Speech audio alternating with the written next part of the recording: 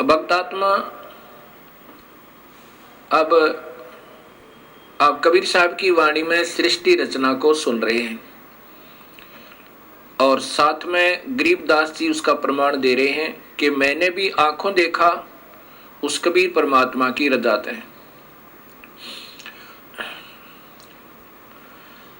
और वही मैं आपको बता रहा हूं कबीर परमात्मा की ही रजा से। अब गरीबदास जी बता रहे हैं, पीर पैगंबर कुतुब ओलिया सुर नर मुनि जन ज्ञानी, इत्या को तोरा ना पाया जमके बंधे प्राणी। ये पीर पैगंबर कुतुब ओलिया,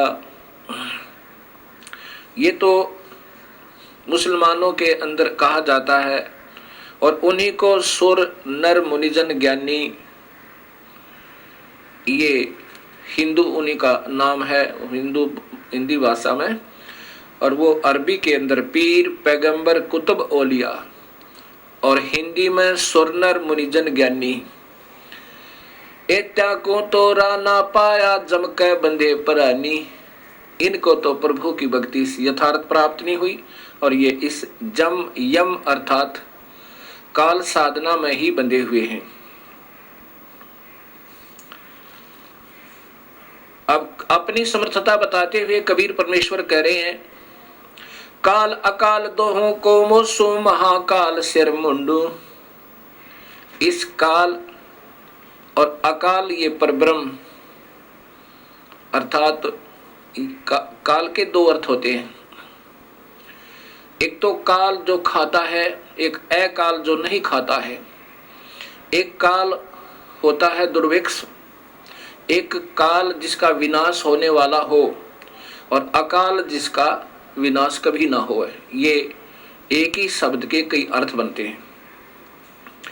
अकाल काल अकाल दोहों को मोसो महाकाल सिर मुंडो। मैं तो तख्त हजूरी हुक्मी ही चोर खोज को ढूंढूं। कबीर साहब कहते हैं, हम ब्रह्मा विष्णु महेश को बुरा नहीं बताते और इनके बस की बात नहीं बेचारों की। ये तो ये काल यही महाकाल रूप में अपने 21वें ब्रह्मांड में रहता है। इन और ये दूसरे रूप में हर ब्रह्मांड के अंदर ब्रह्मलोक में भी यही रहता है। काल अकाल दोहों को मोसो महाकाल शर मुंडो। मैं तो तख्त हजूरी हुक्मी ही चोर खोज को ढूंढूं। हम तो उस जड़ को पकड़ेंगे, उस काल को, और यही कारण है दुखदाई, सभी जीवों को यही दुखी कर रहा है।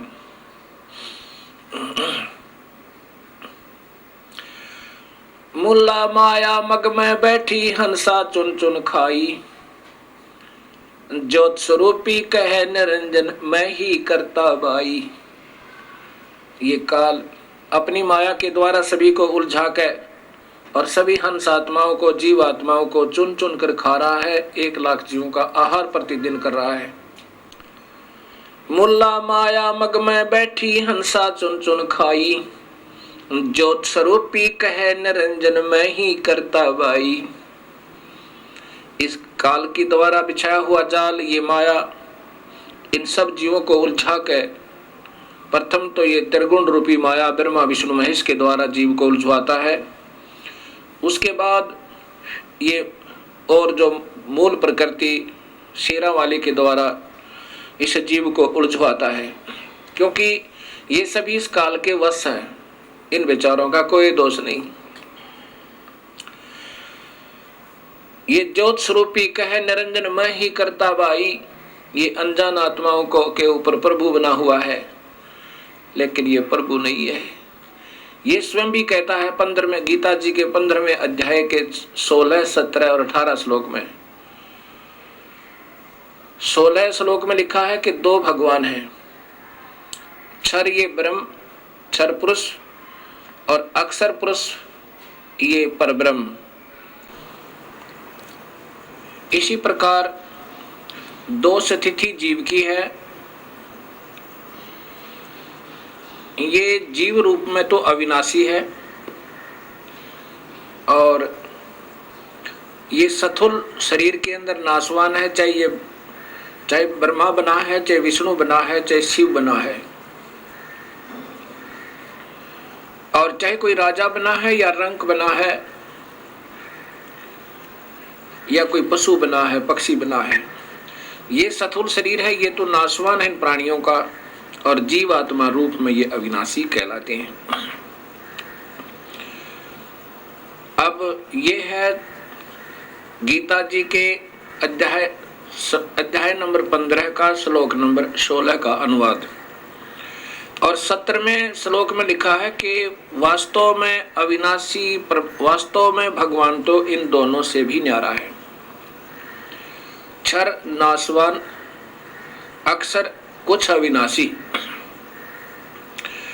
जैसे एक तो कप हो सफेद मिट्टी का बना हुआ, जिसको चीनी का कप कहते हैं, जिसे चाय पीते हैं, और दूसरा हो स्टील का। वो सफेद मिट्टी का बना हुआ कप तो बिल्कुल नाशवान है, शीघ्र ही विनाश को प्राप्त हो सकता है कभी भी।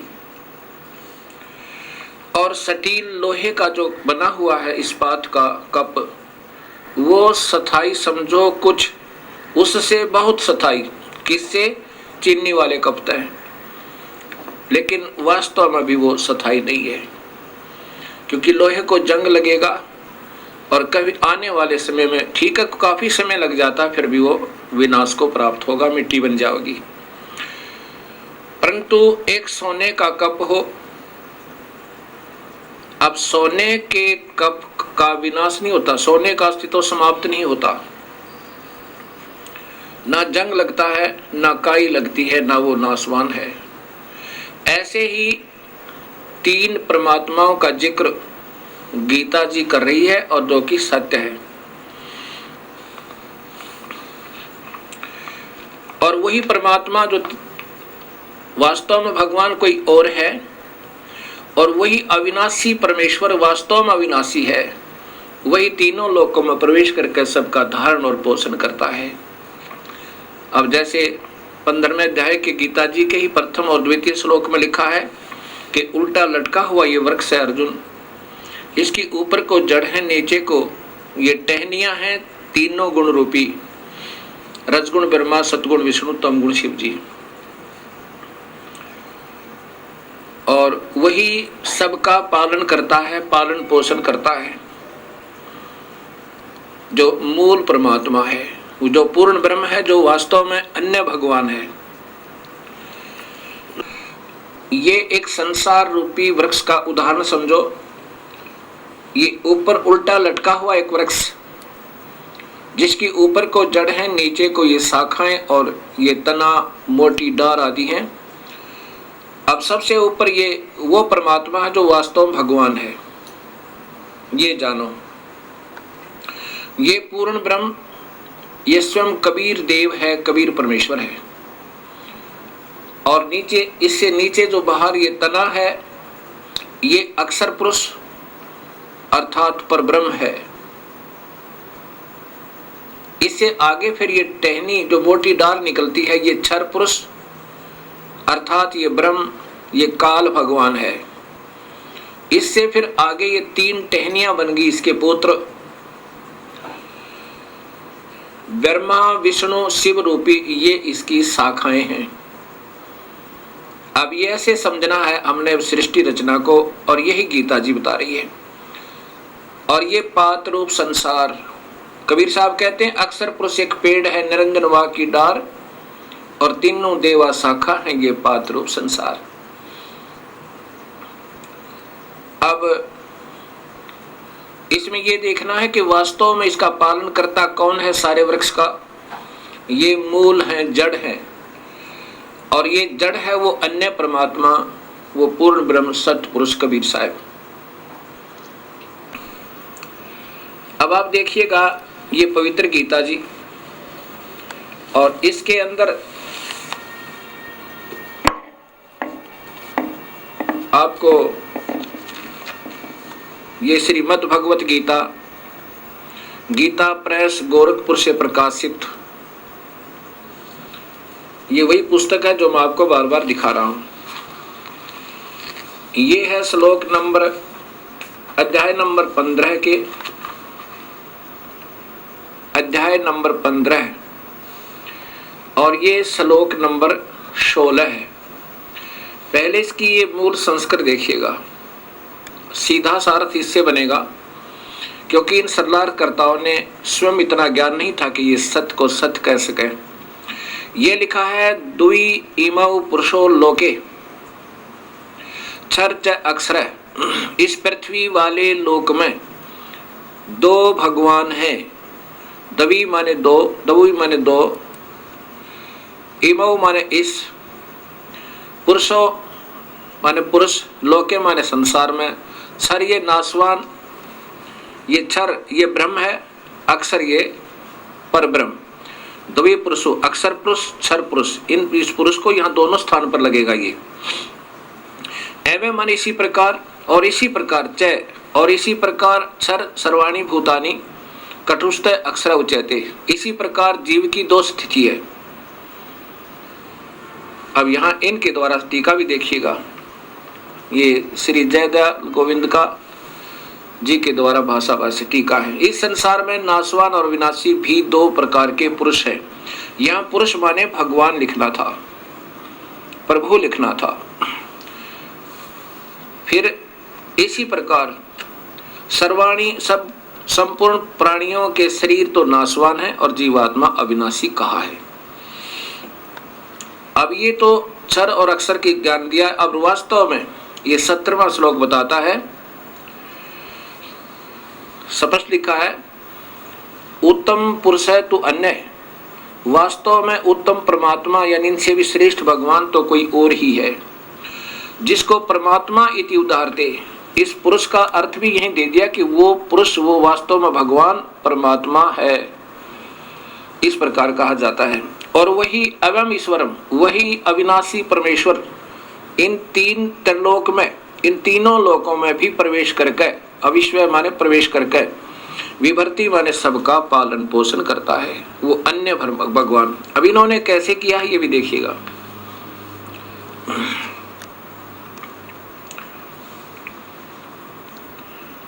उत्तम पुरुष है तो अन्य ही है, इन्होंने भी स्पष्ट करने की कोशिश की है। यहाँ भगवान लिखना चाहिए था। उत्तम भगवान तो कोई अन्य है, प्रभु तो कोई अन्य है, तो तीनों लोकों में प्रवेश करके सबका पोषण कर, धारण पोषण करता है, अविनाशी परमेश्वर परमात्मा, इस प्रकार कहा गया है। अब यहाँ सिद्ध कर दिया कि वही पुरुष यानी परमात्मा, उसी को परमात्मा भी कहते हैं, वही वास्तव में भगवान है।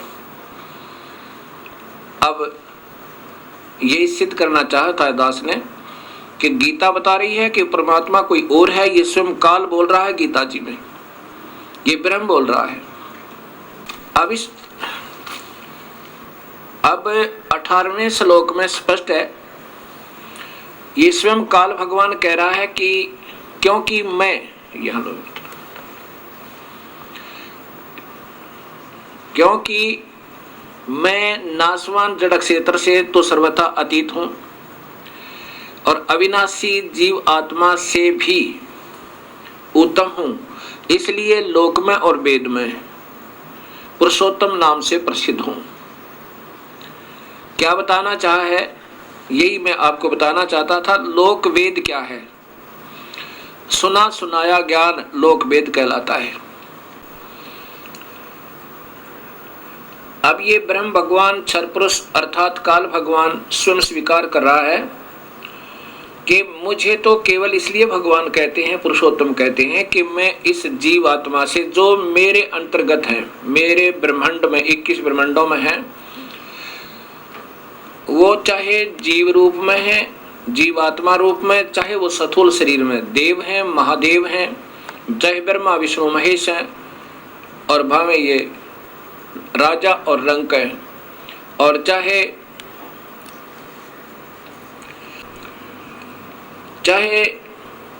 राजा है चाहे रंक है, ये जितने मेरे अंतर्गत प्राणी हैं, इनके ऊपर मैं प्रभु हूं, इनसे तगड़ा हूं, इसलिए मुझे पुरुषोत्तम कहते हैं। ये लोक वेद का अर्थ होता है। लोक वेद का अर्थ होता है कि सुने सुनाई कथाओं के आधार पर, जैसे किसी क्षेत्र में किसी की पूजा है, किसी क्षेत्र में किसी देव की पूजा है, कोई किसी प्रकार साधना कर रहा है, कोई किसी प्रकार साधना कर रहा है, इन साधनाओं को लोक वेद कहते हैं, जो शास्त्रों के विरुद्ध है, जिसका शास्त्रों में प्रमाण नहीं है, या ज्ञान है तो वेदों में तक ही ज्ञान है, वेदों के आधार पर ज्ञान है। जैसा ऋषियों को ज्ञान हुआ कि ब्रह्म ही सर्वशक्तिमान है, उनकी अपनी सोच थी। या वेद में ऐसा नहीं है, ना गीता में ऐसा है। इन्होंने ही इस ब्रह्म को पूर्ण सर्वशक्तिमान मान के और लोक वेद बना दिए अपनी कथाओं के आधार पर। इसको सर्वस्वा सर्वशक्तिमान, जैसे ब्रह्मा विष्णु महेश को अजर अमर अजन्मा, इनके कोई माता पिता नहीं, ऐसा बना दिया। ये लोक वेद था, ये शास्त्र में प्रमाण नहीं था। शास्त्र को पढ़ा भी, लेकिन ना समझने के कारण जो लोक वेद बन गया। ऐसे कहा कि मैं तो केवल लोक वेद के आधार पर पुरुषोत्तम कहलाता हूं, क्योंकि ऋषियों को पूर्ण ज्ञान नहीं हो पाया। वेद भी पढ़े और उसमें पूर्ण परमात्मा के महत्व जैसा ही इस ब्रह्म को जानकर इसकी ही साधना ओम नाम के जाप से करते रहे। तो यह स्पष्ट कह रहा है कि मुझे जो ऐसा, मैं इसलिए प्रभु माना जाता हूं, और जो मुझे ऐसे परमात्मा मान रहा है अपने ही ज्ञान से, वास्तव में उसको ज्ञान सही नहीं है, तो वो मुझे ही हमेशा भजता रहता है। और ये अनमोल शास्त्र मैंने तेरे से बता दिया, रहस्य युक्त। भगवान रहस्य युक्त क्यों कहा? जब ज्ञान है तो स्पष्ट सबके सामने ही आना चाहिए था। रहस्य युक्त क्यों कहा? क्योंकि ये हमेशा हर जीव को गुमराह करने की चेष्टा करता है। अभी इसी गीता जी के अब 19 और 20 श्लोक आपको फिर दिखाता हूं। ये गीता अध्याय नंबर 15 है, श्लोक नंबर 19। इसमें देखिएगा, हे भारत, जो ज्ञानी पुरुष मुझको इस प्रकार पुरुषोत्तम जानता है, जैसा कि 18वें श्लोक में आपने सुना, वह सर्वज्ञ, सब प्रकार से निरंतर, माम माने मुझे ही, ये वासुदेव इन्होंने अपनी तरफ से लिख दिया, सीधा अर्थ है माम माने मुझको ही, भजती माने भजता है। जो सुने सुनाए ज्ञान के आधार पर मुझे प्रभु मान रहा है, वो मुझे ही भजता है, अर्थात पूर्ण परमात्मा को नहीं भजता। अब 20वां श्लोक देखिएगा, ये इस अध्याय का अंतिम श्लोक है। हे निष्पाप अर्जुन, इस प्रकार यह अति रहस्य युक्त गोपनीय शास्त्र मेरे द्वारा कहा गया, इसको तत्व से जानकर ज्ञानवान और कृतार्थ हो जाता है। अब जो सच्चाई मैंने बता दी, ये काल भगवान कह रहा है। इस प्रकार जो सही समझ जाएगा कि मैं परमात्मा नहीं हूं और वास्तव में प्रभु कोई और है, ऐसे जो समझ जाता है ये गुप्त से गुप्त ज्ञान, रहस्य में ज्ञान को, तो वो फिर समझो पूर्ण ज्ञानी हो गया। और फिर वही अपने हिसाब से साधना करता है। अब इसी गीता जी के 15वें अध्याय का प्रथम और द्वितीय श्लोक ये स्पष्ट करता है कि उल्टा लटका हुआ वृक्ष, ये देखिएगा, यही पंचोदश अध्याय चल रहा है, 15वां अध्याय, ये ऊपर देखिएगा, अथ पंचदशो अध्याय, इसमें प्रथम और द्वितीय श्लोक में लिखा है, ऊर्ध्वम मूलम अधः शाखा अश्वत्थम प्राहु अयम छंदासी अस्य प्राणी प्रणानी यह तम वेद सह वेदवितः। ये उल्टा लटका हुआ, ऊर्ध्व मूलम माने ऊपर को जड़ वाला, अधः माने नीचे को शाखाएं वाला, ये मजबूत एक वृक्ष कहा है, संसार रूपी वृक्ष समझो। और छंदासी अस्य प्रणानी, अर्थात इसके वेद आदि भी इसी का गुणगान करते हैं।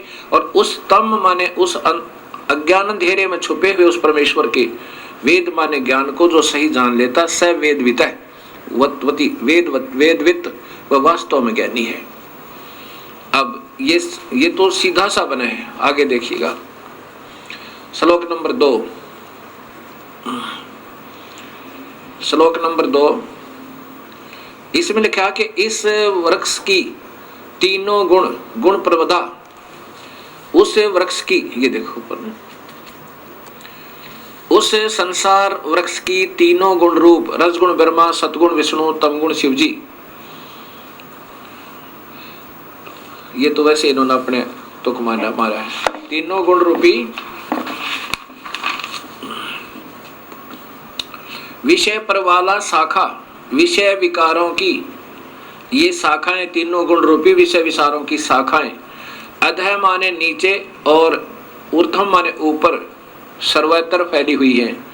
मनुष्य लोक में भी, और ये मनुष्य लोक में कर्मानुबंधनी मूलानी, ये मूल कारण है, जड़ें हैं ये वास्तव में कर्मों को में बंधन की तीनों गुण। मूलानी नीचे और ऊपर सभी लोकों में व्याप्त हैं। अब क्या हुआ कि ये तीन गुण रूपी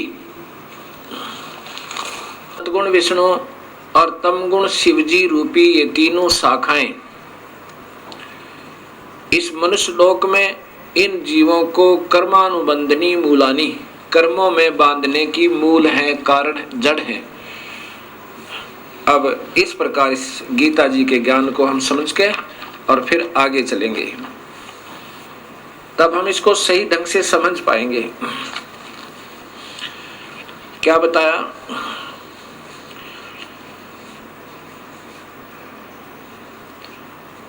मुल्ला माया मग में बैठी हंसा चुन चुन खाई, ये ज्योत स्वरूपी भया निरंजन, कहे निरंजन मैं ही करता वाई। अब ये कह रहा ना कि मैं तो केवल इसलिए भगवान हूं, प्रभु हूं कि इस जीवात्मा से तथा ये सथुर शरीर में प्राणियों से उत्तम हूं। तो यहाँ कहते हैं मुल्ला माया मग में बैठी हंसा चुन चुन खाई, ज्योत स्वरूपी बया निरंजन मैं ही करता वाई। एक न करता दो ना करता नौ ठहराए भाई, दसवां भी धुंधर में मिल जा सत्य कबीर दुहाई। अब इन्हीं विष्णु जी के अवतार 9 तो हो चुके हैं और 10वां अभी आएगा। वो नीकलंक नाम से विष्णुदत्त शर्मा के घर पर संभल नगरी में अवतार लेगा। एंड ऑफ द कलयुग के अंत में उसमें सभी प्राणी मांसाहारी, कर्तघनी और भक्तिहीन हो जाएंगे। उसमें मनुष्य की आयु 20 वर्ष की होगी, स्त्री और पुरुष की, जिसमें से 5 खंड होंगे। खंड का मतलब है कि 5 वर्ष, जैसे आजकल 100 वर्ष की आयु मानते हैं, तो 75 में 80 में आम व्यक्ति की मृत्यु हो जाती है। ऐसे उस समय 20 वर्ष की आयु होगी और 15 वर्ष में आम व्यक्ति मर जाया करेगा, यानी प्राण त्याग जाया करेगा।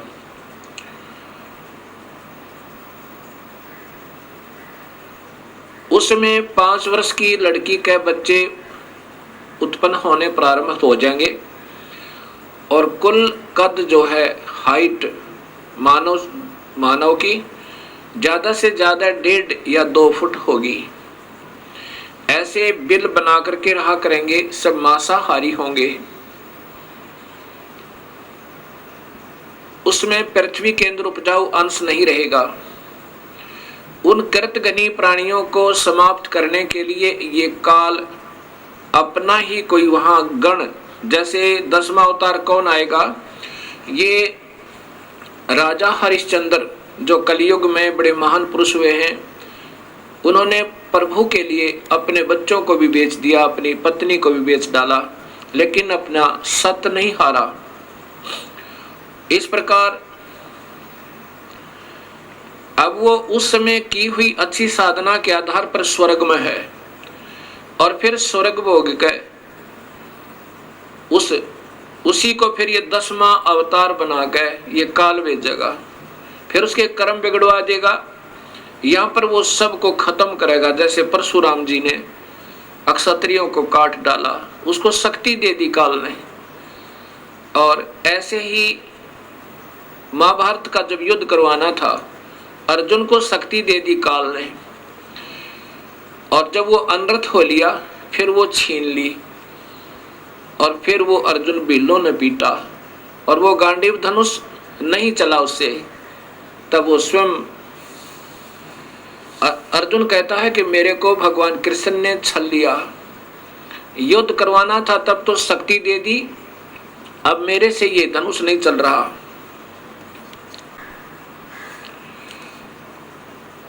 अर्जुन कहता है कि बड़ा छलिया है, लेकिन कबीर साहब कहते हैं कि भगवान कृष्ण छलिया नहीं है, वो नहीं चाहते ऐसा जुल्म करवाना। ये तो सब खेल काल खेल रहा है, और ये ब्रह्मा विष्णु महेश और इन्हीं के अवतार बना के वो काल इन सबको नचा रहा है। उसके पास रिमोट कंट्रोल है सबका। ये तो खिलौने हैं उस काल के सामने। वो 1000 भुजा का है वो काल भगवान ब्रह्म, और ये ब्रह्मा विष्णु महेश केवल 4 भुजा के, और ये इनकी माँ जो है अष्टंगी शेरा वाली दुर्गा, ये 8 भुजा की। अब ये देखना, एक तो 1000 हॉर्स पावर की मोटर हो, और एक 4 हॉर्स पावर की हो, एक 16 कला के हो, 16 हॉर्स पावर की मोटर हो, और एक 1000 कला की यानी पावर हॉर्स पावर की हो। कितना अंतर होता है। ऐसा ही इन सब के अंदर भिन्नता है।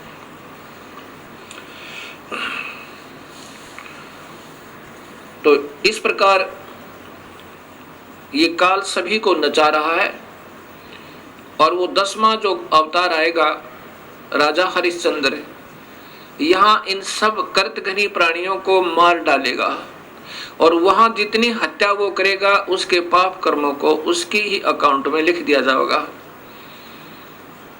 और जब ये अवतार यहाँ अपना 10वां पूरा कार्य करके चला जाएगा या उछल कूद के, फिर इसको नरक में ठोका जाएगा जब इसके पुण्य अक्षीण हो जाएंगे। ऐसे ये काल सबको धोखा देके अस्थायी सुख दिखा के इन सबको नचा रहा है, ऐसा कबीर परमेश्वर बताना चाहते हैं। 88 दीप मुनीश्वर बंदे मुल्ला डोरी। इस काल की ही माया के अंदर फंसे हुए हैं कौन कौन? 88,000 ऋषि और 33 करोड़ देवता, 9 नाथ 84 सिद्ध, और ये ब्रह्मा विष्णु महेश जैसी पुण्यात्मा भी ये काल की ही डोर के बंधे हुए हैं, इनसे बाहर नहीं है। 88 दीप मुनीश्वर बंदे मुल्ला डोरी, इतम जम का तलबाना चलियो पुरुष किशोरी। इन इतनों में तो 21 ब्रह्मांड में तो काल ही का तलवाना अर्थात हुक्म चलता है। मुल्ला का तो माथा दागू सत की मोर करूंगा, हंस द्वीप को हंस पुरुष दीप को हंस ले जाऊं, दरा न रोकने दूंगा। अब कबीर परमेश्वर कहते हैं कि इस काल की मुल्ला माया अर्थात सब माया को मैं काट दूंगा, और अपने हंस को सतलोक में पुरुष दीप में पूर्ण परमात्मा वाले लोक में ले जाऊंगा। रास्ता नहीं रोकने दूंगा, मैं साथ रहूंगा अपनी पुण्यात्मा के, जो सत भक्ति मेरे पूरे हंस से पूरे संत का नाम लेकर के और वही 3 मंत्रों के जाप से विधिवत साधना अंतिम श्वास तक करता रहेगा। हम तो बंदी छोड़ कहां धर्म राय है चकवे, सतलोक की सकल सुनावा वाणी हमारी अखवे। 14 भवन गवन है मेरा जल थल में सर्वंगी, खालक खलक खलक में खालक अवगत अचल अवंगी। अगर अलील चक्र है मेरा जहां से हम चल आए, पांचों पर परवाना मेरा ये बंद छुटावन दाए। इन पांचों के ऊपर मेरा तलवाना, मेरा हुक्म चलता है। ब्रह्मा विष्णु महेश और माया और इस काल के ऊपर, ज्योत निरंजन के ऊपर कबीर परमेश्वर कहते हैं कि मेरा हुक्म चलता है। अगर अलील चक्र है मेरा जहां से हम चल आए, सतलोक से हम आए हैं, और पांचों पर परवाना मेरा बंद छुटावन दाए। जहां ओंकार निरंजन नाही, ब्रह्मा विष्णु वेद न जाही। जहां वेदों के आधार पर साधना करने वाले वहां नहीं जा सकते, और ना ही ये ब्रह्मा विष्णु महेश जा सकते। जहां ओंकार निरंजन नाही, ब्रह्मा विष्णु वेद न जाही। जहां करता ने जन भगवाना, काया माया पिंड ने पराना। पांच तत्व गुण तीनों गुण नाही, जहां काल द्वीप और नहीं झाई। अमर करूं सतलोक पठाऊं, ताते बंदी छोड़ कहाऊं। बंदी छोड़, बंधन छुटवाने वाला, पाप कर्मों को काटने वाला वो कबीर परमेश्वर कहता है कि अमर करूं, ऐसे लोक में ले जाऊं ये सत सार नाम और सत्य नाम देकर, वहां से फिर तेरा मरण नहीं होगा। अमर करूं और सतलोक पठाऊं, सतलोक ले जाऊं, भेज दूं। इसलिए मैं बंदी छोड़ कहलाता हूं, ताते बंदी छोड़ कहूं। जैसे यजुर्वेद के 5वें अध्याय के 32वें श्लोक में स्पष्ट लिखा है कि वो कबीर परमेश्वर है जो इस काल की बंधन से छुटवाता है, और वो आकार में है।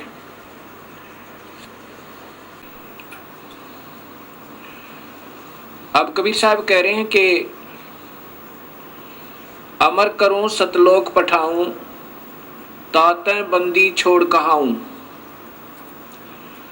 बंदी छोड़ का अर्थ होता है बंधन से छुटवाने वाला, काल की कारागार से छुटवाने वाला। अब ऋग्वेद आपको बताएगा कि वो बंदी छोड़ कौन है, ये आपके यजुर्वेद बताएगा। ये यजुर्वेद आपको दिखाते हैं।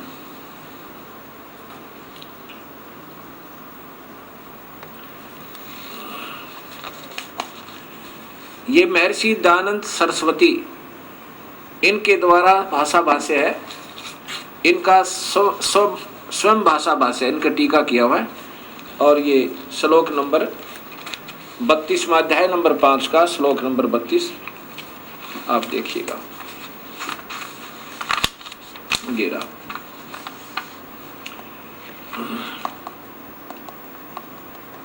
ये देखिएगा,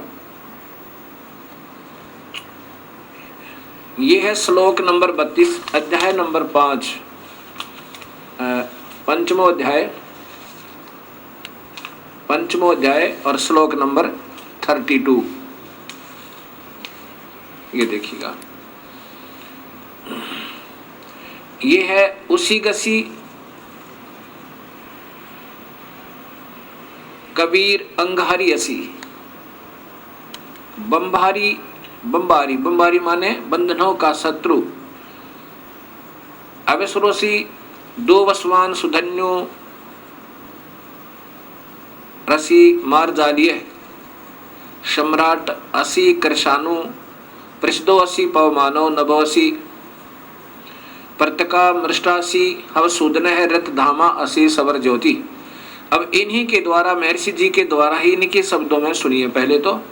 हे जगदीश्वर, जिस कारण आप उशिक माने कांतिमान, असी माने है, हैं, अंगहारी माने खोटे चलन वाले जीवों के शत्रु। अंग का अर्थ होता वास्तव में पाप। वापस लेना, अंगहारी का अर्थ होता पाप, अरि माने शत्रु। अंग माने पाप, अरि माने शत्रु। पाप क्या शत्रु, पाप काटने वाले, खोटे कर्म, ये छोटे खोटे चलन नहीं, ये सीधा अर्थ है अंगारी माने पाप कर्मों को काटने वाले। कबीर, ये कबीर है। ये कबीर को यहाँ कबीर ही लिखना था।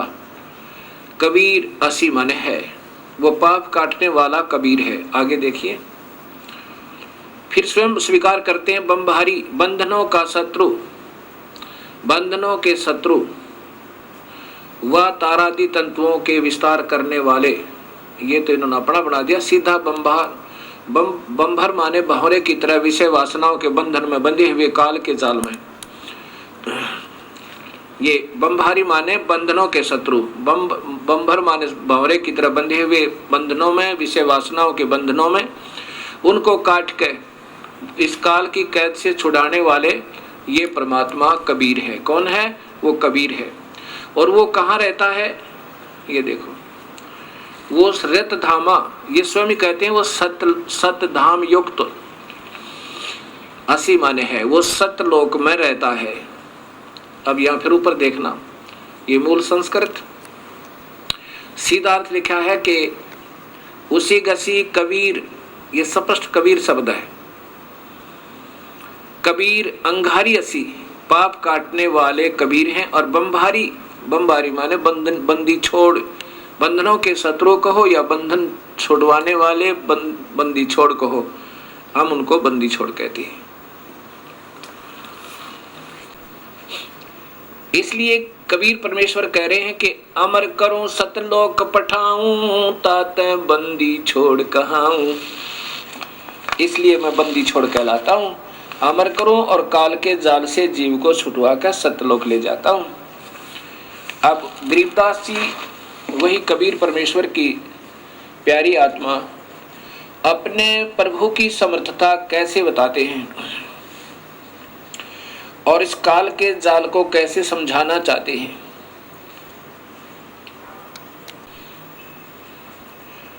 अब क्या बताते हैं? माया अर्थात ये प्रकृति देवी और इसके काल के वश होकर ये और ये काल दोनों अपने ही प्राणियों को अपने आप ही पैदा करके और स्वयं ही खाते हैं। माया आद निरंजन भाई, अपने जाए आप खाई। ब्रह्मा विष्णु महेश्वर चेला, ओहम सोहम का है खिला। ये ब्रह्मा विष्णु महेश, ये तीनों इसी के अधीन हैं। ये बेचारे इस काल के वश हैं। और ये ओम सोहम का है खेला। ओम ये माया है और ये काया समझो, और इसमें जीव इस काया के अंदर इन्होंने फंसा रखा है। शिखर सुन में धर्म अन्यायी, जिन शक्ति डायन मैल पठाई। शिखर सुन में ये धर्म, ये काल अन्यायी कहा है कि इसने किसी को भी सत्य नहीं बता रखा, सबको धोखे में देकर रखता है। अभी आप देखिएगा ये 21 ब्रह्मांड का चित्र, ये शिखर शून्य में, यहां देखो ये 21 ब्रह्मांड का, इस काल के ब्रह्मांडों का चित्र है। ये ज्योत निरंजन काल ब्रह्म के 21 ब्रह्मांड का लघु चित्र। ये काल यहां बैठा है। ये एक महाब्रह्मांड में, इसने 4 महाब्रह्मांड बना रखे काल ने, और इसमें 5 ब्रह्मांड का एक ग्रुप बना रखा है, एक समूह बना रखा है। इनमें सभी प्राणियों को नचा रहा है और स्वयं ये 21वें ब्रह्मांड में, स्वयं शिखर में, सबसे ऊपर चोटी में ये काल निरंजन अपने निज लोक में रहता है। और यहाँ पर ये तपस्या है, ये सब्जियों को फूल कर खाता है। ये नकली लोक बना रखे है इसने, सतलोक की नकल करके। और यहाँ पर वो 12 दूतों को रखता है, जहाँ पर अपने नकली दूत बनाकर, संत बनाकर भेजता है, जो सब शास्त्र विरुद्ध साधना बताते रहते हैं। शिखर सोन में धर्म अन्यायी, युग काल अन्यायी, जिन शक्ति डायन मैल पठाई। यहाँ पर अपनी शक्ति से, इस देवी से सभी ब्रह्मांडों में स्वयं ही एक एक ब्रह्मलोक बनाकर और वहाँ सबको नचा रहा है और ब्रह्मा विष्णु महेश की उत्पत्ति करता रहता है। शिखर सोन में धर्म अन्यायी, जिन शक्ति डायन मैल पठाई। लाख गिरा से नित उठ दूती, माया आद तकत की कुती। इस काल भगवान को कबीर परमात्मा बहुत बुरे शब्दों से लताड़ रहा है कि ये नीच आत्मा इन सबको धोखा देकर ले आया यहाँ पे, झूठे लालच में, अभी इनको सब झूठे लालच में ही लगा रहा है। 1.25 लाख घड़िए नत भांडे, हंसा उत्पत्ति पर ले डंडे। होय होय, 1.25 लाख रोजाना, 1 लाख को तो रोज खाता है ये काल, मानव शरीरधारी प्राणियों को, और 1.25 लाख की उत्पत्ति करता है। लाख गरा सैन्यत उठ दूती, माया आद तकत की कुती। यानी वहां से इसने गंदा कर्म किया, कुत्तों जैसा व्यवहार किया इस लड़की के साथ, इसलिए काल को वहां से निकाल दिया। और फिर कहा कि ये 1 लाख जीवों का रोज आहार करता है ये काल भगवान, जिसको ये नादान आत्मा सभी पूज रही हैं। और इसी के 3 पुत्र हैं, ब्रह्मा विष्णु महेश। 1.25 लाख घड़िए नत भांडे, हंसा उत्पत्ति पर ले डंडे। 1.25 लाख प्रतिदिन जीवों की उत्पत्ति करता है और 1 लाख का आहार कर लेता है। ये भक्त आत्मा हंस आत्माओं को जन्म और मरण के दंड से दंडित करता रहता है। ये तीनों चेला पटपारी, सरजे पुरुषा सरजी नारी। खोखापुर में जीव भुलाने, स्वप्ना विष्ट बैकुंठ। खोखापुर में जीव भुलाए, स्वप्न विष्ट बैकुंठ बनाए। इस खोखापुर में इस काल का लोक दिखा तो ये सतलोक जैसा है, यानी उसकी नकल कर रखी है। और ये सब ऊपर से कवर, खोखा माने कवर, वो तो ठीक लगता है सही ओरिजिनल माल जैसा, लेकिन अंदर माल डुप्लीकेट है। कीड़ी कुंजर और अवतारा, हरहट डोर बंधे कई बारा।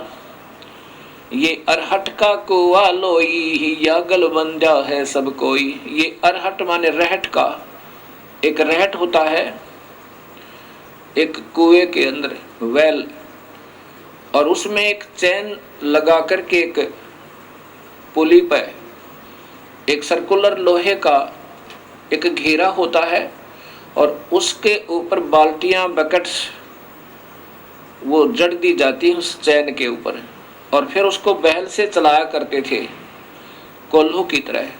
और फिर वो नीचे से बाल्टियां भरकर आती थी, ऊपर खाली हो जाती थी, फिर नीचे से भरकर आती थी, ऊपर खाली हो जाती थी। ऐसे ही ये भक्त आत्मा नीचे अपने पुण्य और पाप इकट्ठे करते हैं, ऊपर स्वर्ग के अंदर जाकर के उनको स्वर्ग और नरक में उन दोनों को खाली करके फिर 84 लाख जोनियों के कष्ट को फिर उठाते रहते हैं।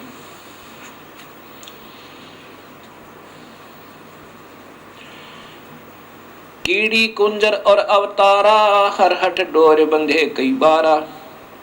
कीड़ी यानी चींटी से लेकर और हाथी तक, और ये अवतार भी ऐसे ही काल के जन्म मरण रूपी रहट से बंधे हुए हैं। अरब अलील इंद्र हैं भाई, हरहट डोर बंधे सब आई। शेष महेश गणेश्वर ताही, हरहट डोर बंधे सब आही। ये शेष महेश, ये गणेश्वर, ये भी सब जन्म मरण के अंदर ही हैं, ब्रह्मा विष्णु महेश भी। शुक्रादिक ब्रह्मादिक देवा, हरहट डोर बंधे सब खेवा। शुक्रादिक ये शुक्राचार्य जैसे महापुरुष भी, और ब्रह्मादिक ब्रह्मा विष्णु महेश आदि, ये भी इस जन्म मरण की रहट की डोरी में सब बंधे हुए हैं। कोटिक करता फिरता देखा, हरहट डोर कहूँ सुन लेखा। ये चतुर्भुजी भगवान कहाँ में, हरहट डोर बंधे सब आवे। ये चतुर्भुजी भगवान कहाँ में, ये 4 भुजा के भगवान ब्रह्मा विष्णु महेश कहलाते हैं। ये भी इस जन्म मरण के चक्कर रूपी रहट की डोरी से बंधे हुए हैं।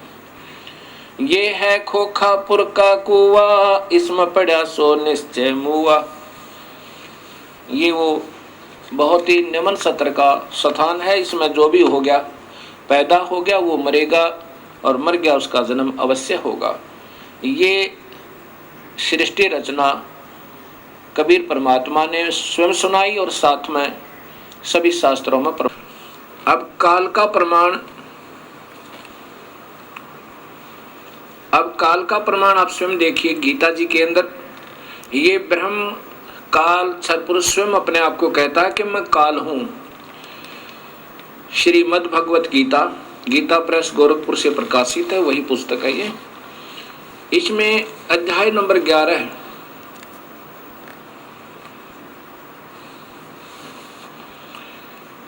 के श्लोक नंबर 31 में,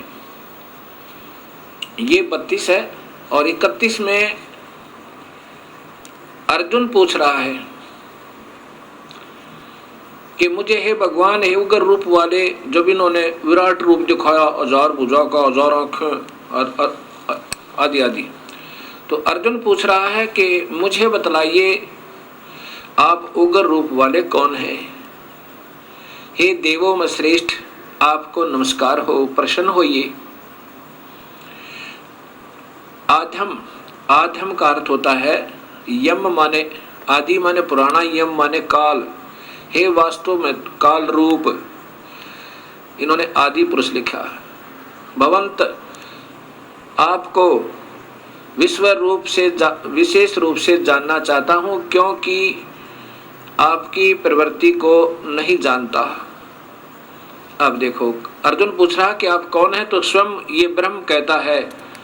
श्री भगवान वाच, नीचे देखिए, अर्जुन के पूछने पर श्री भगवान बोले, हे अर्जुन, मैं लोग को, ये 32वां श्लोक है, ये देखिएगा, ये 32वां श्लोक है।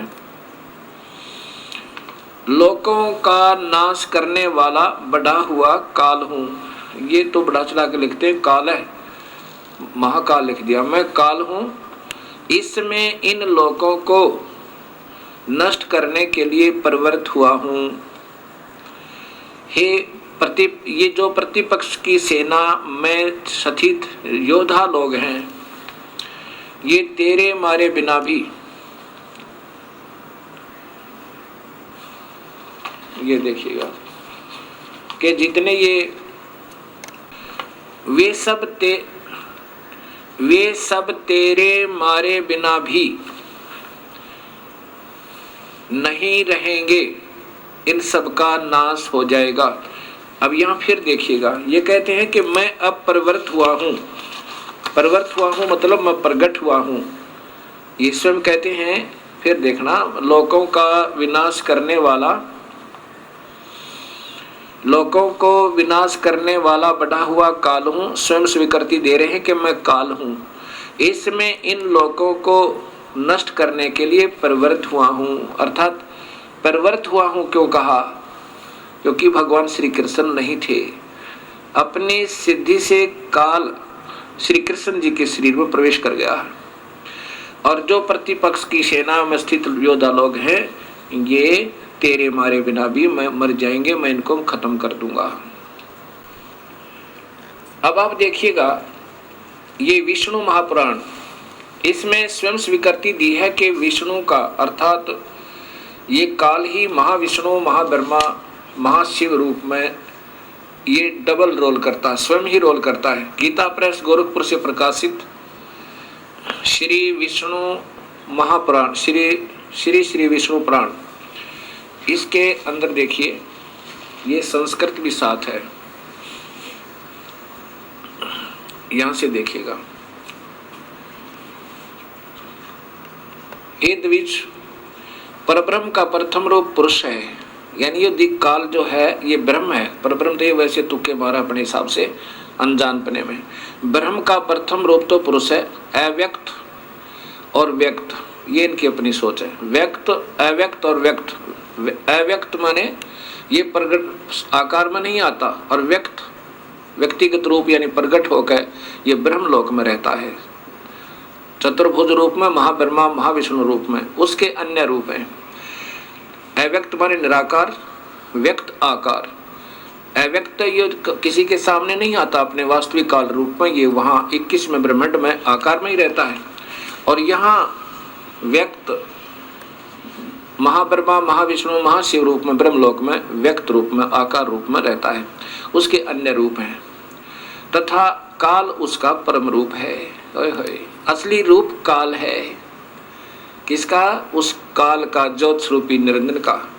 अब यहाँ देखिएगा कि भगवान विष्णु जो व्यक्त अव्यक्त पुरुष काल रूप से स्थित होते हैं।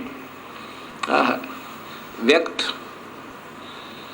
अब जैसे ब्रह्मलोक के अंदर ये महाब्रह्मा महाविष्णु शिव रूप में, ये व्यक्त रूप में है। अव्यक्त ये गुप्त रूप में कृष्ण में प्रवेश कर गया। पुरुष और काल रूप से स्थित है।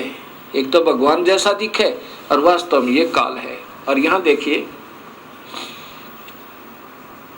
ये द्विज काल रूप भगवान अनादि है, इनका अनंत नहीं है, इसलिए संसार की उत्पत्ति, स्थिति और प्रलय भी कभी नहीं रुकते। अब यहाँ देखिए पुरुष के प्रकृति से पृथक सतीत हो जाने पर ये काल इस देवी को छोड़कर और 21वें ब्रह्मांड में चला गया। हो जाने पर विष्णु भगवान का काल रूप परिवर्त होता है। ओए होए, स्पष्ट लिखा है। ये महाविष्णु से प्रारंभ होती है विष्णु पुराण, और फिर त्रिलोकीय विष्णु की महिमाओं से समाप्त होती है। अब यहाँ वो विष्णु भगवान का, वो जिसको परब्रह्म लिखा वहां पर, वो गलती से ये अपनी सोच से अब लिखा है कि प्रकृति से अलग हो जाने पर, ओए होए, पुरुष के यानी काल भगवान के प्रकृति से पृथक हो जाने पर विष्णु भगवान का काल रूप परिवर्त होता है, यानी वो वास्तव में वहां काल रूप में रहता है 21वें ब्रह्मांड में।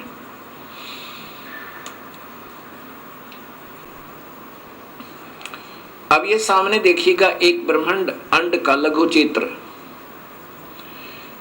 इसमें ये 7 लोक हैं नीचे के, ये पाताल लोक, ये अन्य लोक हैं, उतल अवतल रसतल तुतल वितल अतल, और ये है पृथ्वी जिस पर हम बैठे हैं।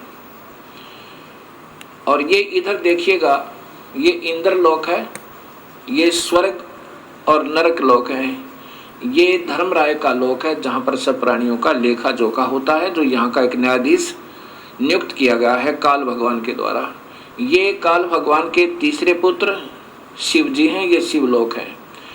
और ये प्रथम पुत्र ब्रह्मा है, ब्रह्मा लोक में, और ये विष्णु जी का लोक है, ये सेकंड पुत्र ब्रह्मा काल का। और ये काल यहाँ रहता है व्यक्त रूप में, महाब्रह्मा महाविष्णु महाशिव रूप में, और ये प्रकृति देवी का अलग से लोक भी है, और फिर इसको यहाँ भी अपने साथ अपनी पुत्री रूप में रखता है। जब ये इनसे अलग हो जाता है, और यहाँ पर ये एक मानसरोवर भी है, और ये कबीर परमात्मा भी हर ब्रह्मांड में अपना अन्य रूप बनाकर, और इनका सतगुरु का भी एक स्थान यहाँ पर हर ब्रह्मांड में है। जो प्राणी इनकी सत भक्ति करते हैं, अगर वो पार नहीं होते तो उनको तब तक हर ब्रह्मांड में यहाँ रखता है, और फिर जब भक्ति युग आता है तो फिर उनको दोबारा जन्म दे देता है, और फिर अपने बच्चों को ढूंढ लेते हैं। अब ये एक ब्रह्मांड का चित्र है। अब 21 ब्रह्मांड का चित्र देखिए।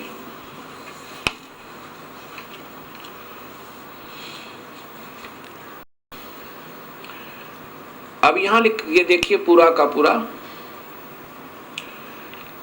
अब क्या कहा विष्णु पुराण में कि जब ये प्रकृति से भिन्न हो जाता है, हर ब्रह्मांड में अपने उत्पत्ति करके, ये एक ब्रह्मांड है, ये 5 महाब्रह्मांड का ग्रुप है, 5 ब्रह्मांड का, और एक महाब्रह्मांड बनाया हुआ इस काल ने।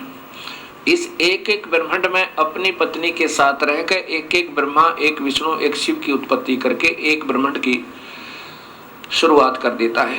फिर इनसे भी अलग हो जाता है, फिर इनके साथ नहीं रहता, वो काल यहाँ रहता है। देखो कितना स्पष्ट किया है कि वो फिर काल रूप हो जाता है इस 21वें ब्रह्मांड में। तो यहाँ गरीबदास जी कहते हैं, शिखर सुन मधुरम अन्यायी जिन शक्ति डायन मैल बैठाई। इसको छोड़ के प्रकृति से ये दबाव से काम लेता, जबरदस्ती बाई फोर्स। ऐसे ही सभी तीनों पुत्रों को रजगुण सतगुण तमगुण बनवा दिया। अब ये बेचारे क्या करें, जैसे मिर्च बन गई तो मिर्च का स्वभाव तो रहेगा ही, उसका क्या दोष बेचारी का। अब यहाँ देखिएगा कि आपको ऋग्वेद दिखाऊंगा। उसमें लिखा कि इस काल ने इन सभी 21 ब्रह्मांडों को ऐसे गोल आकार वृत्ताकार में सबको घेर कर और उससे भी बाहर बैठा है, इनसे भी बाहर बैठा है, यहाँ बैठा है। अति तिष्ठन्त, इनसे भी बाहर है, वृत्ताकार में गोलाकार में रोक गए। अब ऋग्वेद दिखाता हूं सृष्टि रचना में। अब देखिएगा ये ऋग्वेद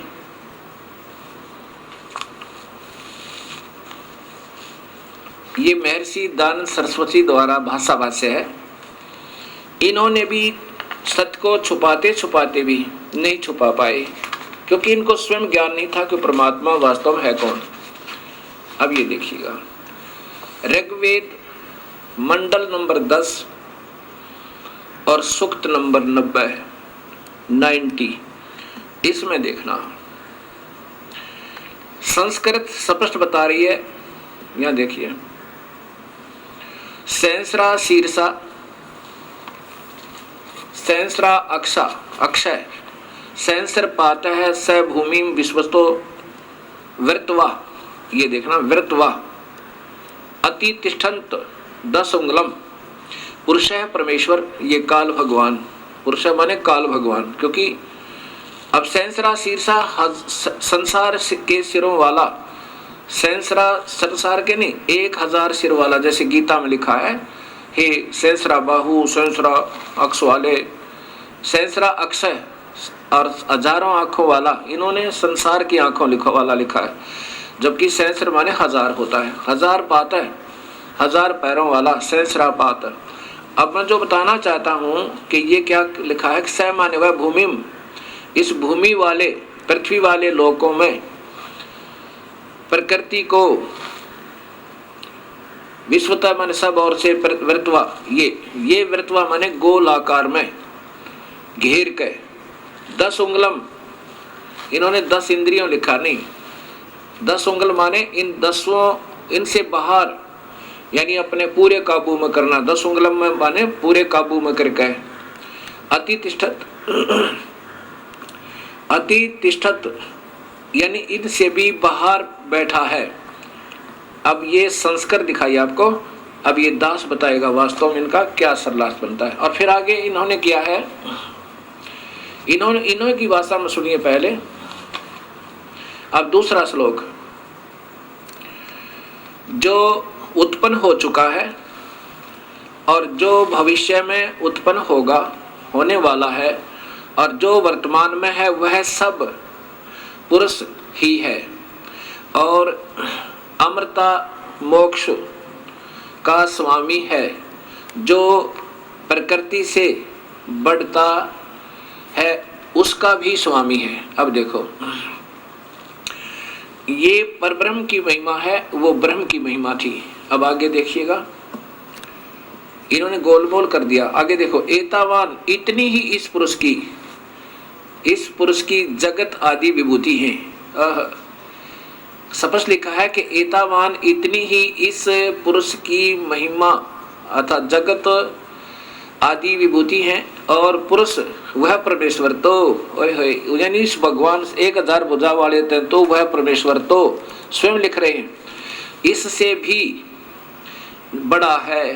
देखो महर्षि दानंद स्वयं 2 भगवान तो आप ही स्वीकार कर रहे हैं कि वो वास्तव में परमात्मा, पहले तो 1000 भुजा वाला भगवान, अब कहते हैं ये तो इतनी ही महिमा है उस भगवान की तो, लेकिन वो परमात्मा वह परमेश्वर अर्थात दूसरा कोई भगवान है वो इससे भी बड़ा है। हे मालिक, 2 भगवान स्वयं स्वीकार करते हैं और स्वयं कहते हैं भगवान है ही नहीं, निराकार है, एक ही प्रभु है, विश्व समस्त भूत जात इसका एक पैर है, एक पैर है, पाद है, इसके 3 पाद ज्ञान प्रकाश दिदिनी दिवी है, ये अमृतम अविनाशी है।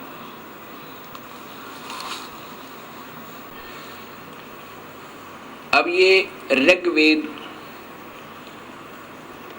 मंडल नंबर 10 और सूक्त नंबर 90 स्वयं महर्षि दानंद सरस्वती जी द्वारा भाषा भाष्य अर्थात इसका सरलार्थ है।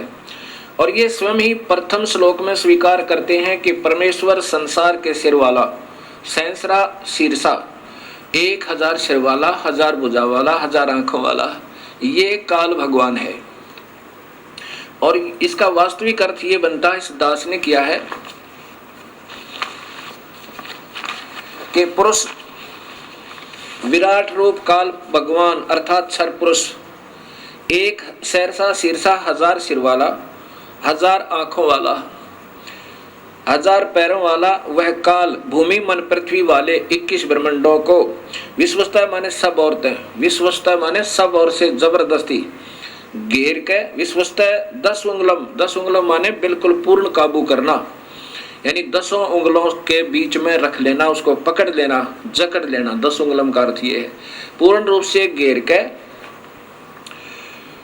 वर्तवा यानी गोल आकार में घेर के, अत्यतिष्ठत इससे भी बाहर उस काल लोक में ठहरा हुआ है। ये आपको अभी मैंने दिखाया था और ये फिर देखिए।